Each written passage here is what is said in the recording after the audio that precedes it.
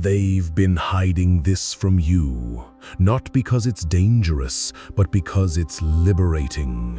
This isn't a spell, it's not fantasy, it's a teaching, a forbidden wisdom left behind by the ancient god Thoth, not as myth, but as a map to the inner force buried inside every human being. They told you magic isn't real, that the world is purely material, that you are small. But what if the real reason you feel something missing is because you've been cut off from your own vibrational power? Thoth's hidden teaching was never about religion, it was about frequency. And those who remembered how to use it didn't follow reality, they shaped it. If you feel the calling to remember what was buried, this message is not just for your ears, it's for your soul. Let's begin. You were raised to believe in solid ground, in fixed laws, in a world where matter is real and your senses don't lie. But what if everything you've been told about reality is a lie, crafted so elegantly, so thoroughly, that you never thought to question it? What if the life you're living, the limits you feel, the fears you've normalized, are all symptoms of a deeper illusion? Thoth revealed what modern science is only beginning to glimpse. Reality is not solid, it is vibration. Every object, every sound, every cell in your body is not made of stuff, but of frequencies. And the so-called physical world is simply energy slowed down enough for your senses to perceive it. This is the first lie they told you, that the world is outside of you, that you are a passive observer, a pawn in a game you didn't create. But Thoth taught otherwise. He wrote that as above, so below, as within, so without. These weren't poetic metaphors, they were blueprints, reminders that you are the center of creation, not its victim. Why don't you learn this in school? Why are the emerald tablets kept out of history books? Because once you remember that reality responds to vibration, you stop obeying the rules. You stop fearing systems built to shrink you. You begin to create instead of comply. Modern quantum physicists have discovered that particles don't exist until they are observed, that reality only stabilizes when consciousness enters the scene. But Thoth taught this over 36,000 years ago. He knew that you are not in reality. You are shaping it, constantly, unconsciously, through your thoughts, your emotions, your beliefs. The real prison is not physical, it's vibrational. And the moment you realize that, you don't need to break free. You just need to tune differently. Because if reality is vibration, then magic is simply vibration on purpose. Look in the mirror. What do you see? Skin, bones, a name, an age, a story. But none of that is truly you. Thoth called the body a vessel, a container, a cup designed to carry the flame of consciousness.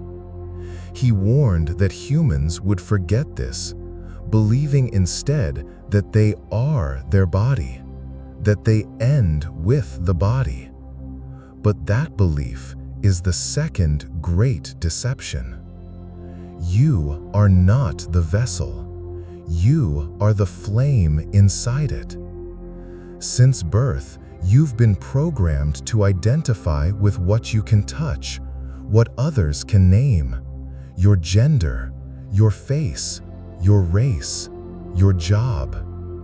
But these are just costumes, temporary interfaces through which your true essence explores this reality. Thoth wrote, "Man is a flame bound to a mountain, but the flame is not the mountain." In this cryptic phrase lies the most radical truth. Your true self cannot be touched, cannot be measured, cannot die. It is pure awareness, eternal, ever-present, never changing. This teaching isn't spiritual fluff, it's energetic physics. Your body is a frequency receiver, a translator of the vibrational field. It lets you interact with this dimension just like a diver wears a suit to explore the deep ocean. But when the suit is gone, the diver remains. And here's the key. When you believe you are the body, you limit your vibration to what the body can process: sight, sound, time, decay. You accept fear of death. You inherit guilt, shame, scarcity. But once you remember you are the flame, not the form, you begin to access states of energy far beyond biological limitation. Have you ever felt a sense of deep knowing that didn't come from thought? Or watched your body heal itself faster than expected? Or felt an emotion so powerful it changed the way others treated you? That was not the body. That was you, the energy using the body. Thoth wrote, "The moment humans identify with the form, they fall into forgetfulness. They become easy to control because they forget the source that powers the form." But now that you've remembered, the question changes. If you are not the body, then what else have you forgotten? If you are not your body, then what is death? You've been told that time is a straight line, that life begins, unfolds, and ends, and that once your body perishes, so does your existence. But this, too, is a deception, one of the most dangerous ever imposed on human consciousness. Thoth didn't just teach about energy or magic. He revealed something even more mind-bending. Time is not linear, and death is not final. He wrote, "Time changes not, but all things change in time." What does that mean? It means time itself is not a flow. It is a structure, a field, a space that your consciousness can step in and out of, like rooms in a temple. Think of déjà vu, those moments where you suddenly remember something you've never experienced, or see something that triggers a deep familiarity beyond logic. These are not accidents. They are glitches in the illusion, peaks behind the veil. Modern physics now confirms what Thoth taught 36,000 years ago. Past, present, and future may all exist simultaneously. Time, they say, is not a river, but an ocean. Every moment exists now. The only question is, where is your consciousness tuned? If that's true, then death is not an ending. It is a shift, a transition from one frequency to another. Just like tuning a radio, you move from one station, this life, to another realm, another incarnation, another plane. The ancients didn't fear death. The Egyptians, who revered Thoth as a god of wisdom, believed in the halls of Amenti, a realm where the soul was weighed, purified, and prepared for rebirth. Death was not punishment, it was preparation. And here's the secret. If you understand that death is just vibration changing form, then fear begins to dissolve. You stop living to avoid dying. You stop shrinking yourself to survive. You begin living as if your soul is eternal, because it is. This is why Thoth's teachings were forbidden, because the moment you see that time doesn't bind you and death cannot end you, you are no longer controllable. You become limitless. But if time is not real and death is a doorway, what else has been hidden? What other forces have shaped your reality without your knowing? Hidden within every being is a flame, not of fire, but of frequency. And this flame is you. Thoth called it the flame of life, a spark of divine consciousness embedded into the physical form. And though the world may distract you, suppress you, even attempt to extinguish you, this flame never dies. It only waits. He wrote, "Man is a flame bound to a mountain, but the flame is not the mountain. The mountain is the body, the world, the illusion of form and limitation. But you are the flame, eternal, luminous, and capable of reshaping all that surrounds you. This flame is not symbolic, it is energetic. It pulses at the core of your being, often felt as the stirring in your chest, the heat in your spine, the quiet power that awakens during moments of truth, beauty, or deep presence. The yogis call it Kundalini. The Taoists call it the Dantian fire. The alchemists spoke of the philosopher's flame. Different names, same truth. A hidden power coiled within you, waiting to rise. Why is it hidden? Because awakening this flame requires remembrance, a shift in vibration, a refusal to remain asleep within the illusion of powerlessness. Have you ever felt a moment of clarity so sharp it cut through all doubt? A surge of inner knowing that made fear vanish in an instant? That was the flame, flickering to life. But here is the danger and the opportunity. This flame magnifies whatever it touches. If you burn with anger, it grows. If you burn with love, it expands.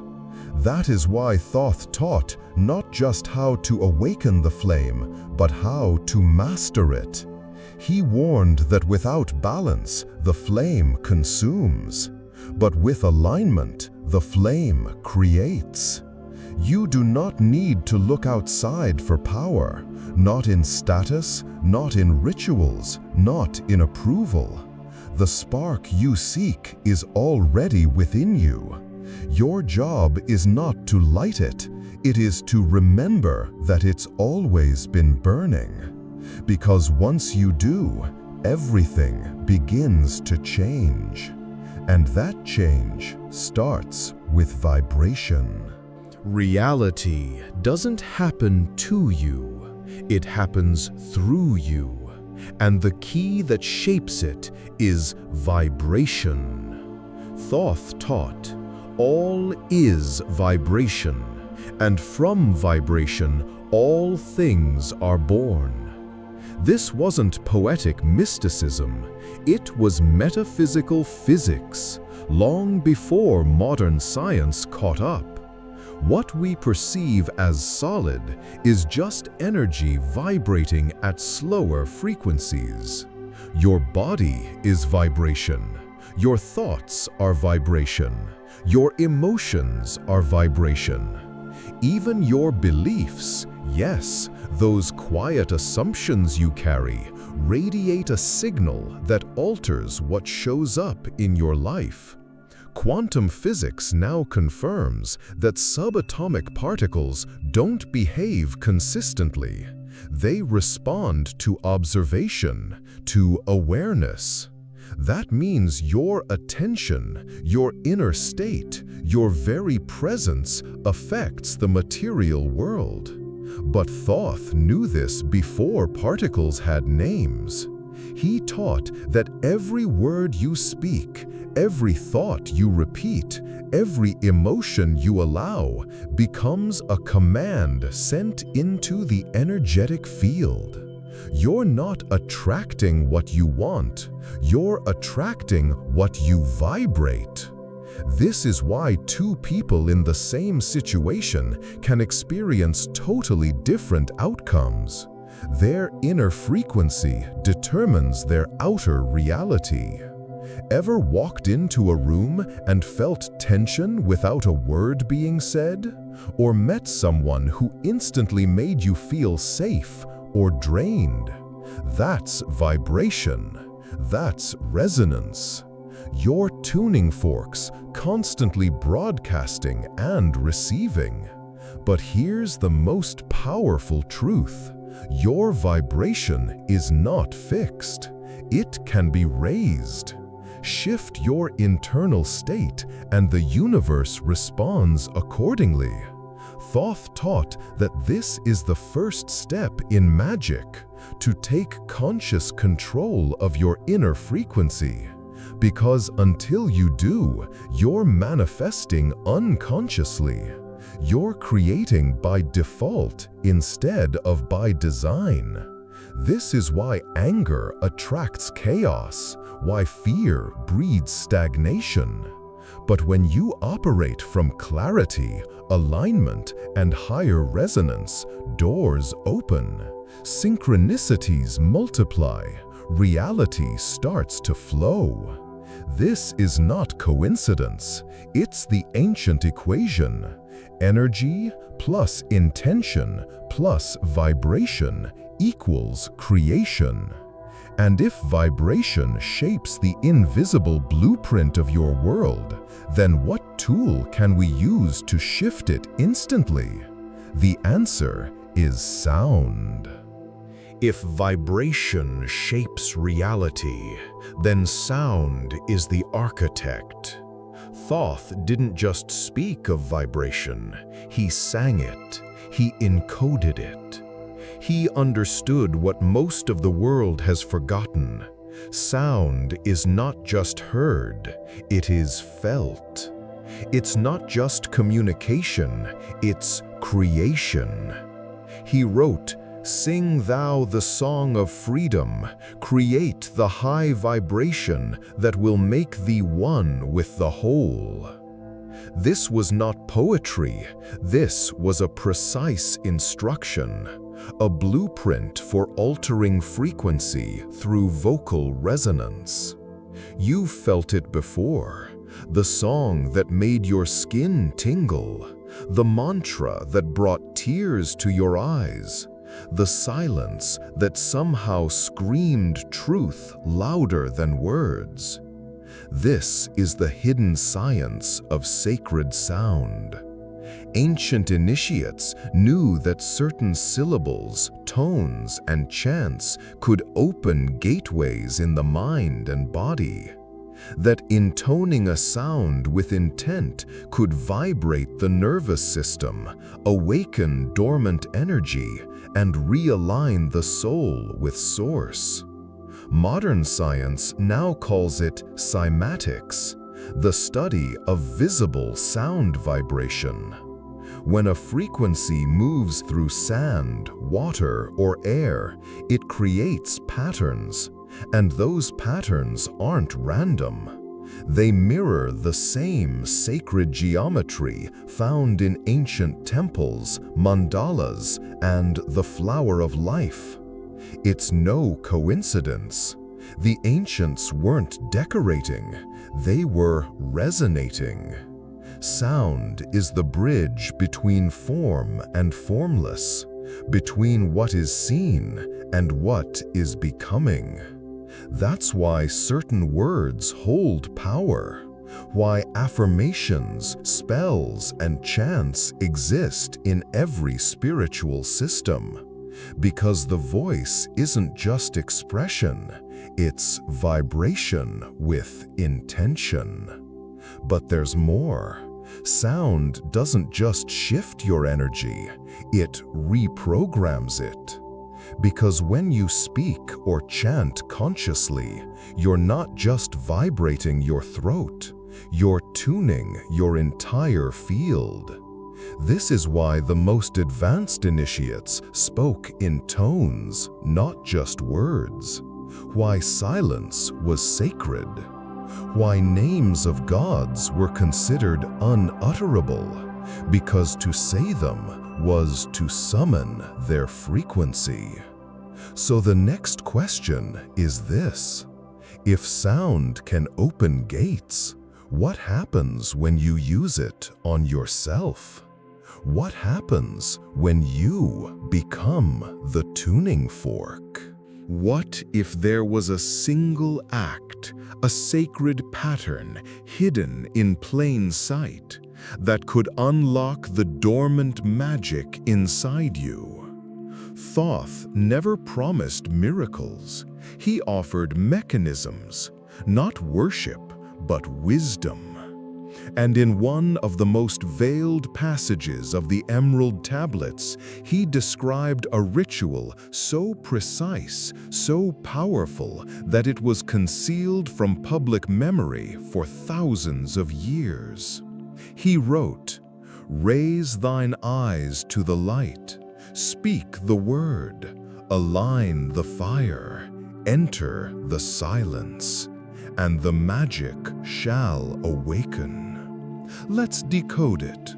Raise thine eyes to the light. This is the first shift, intention.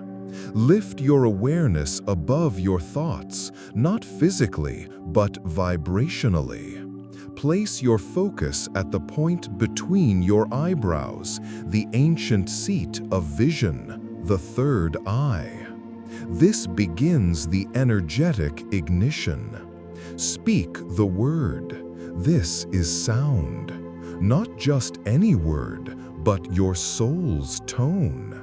Many initiates use sacred mantras, Ra, Thoth, Hu, or even your name, intoned slowly with reverence. The vibration is what matters, not the language.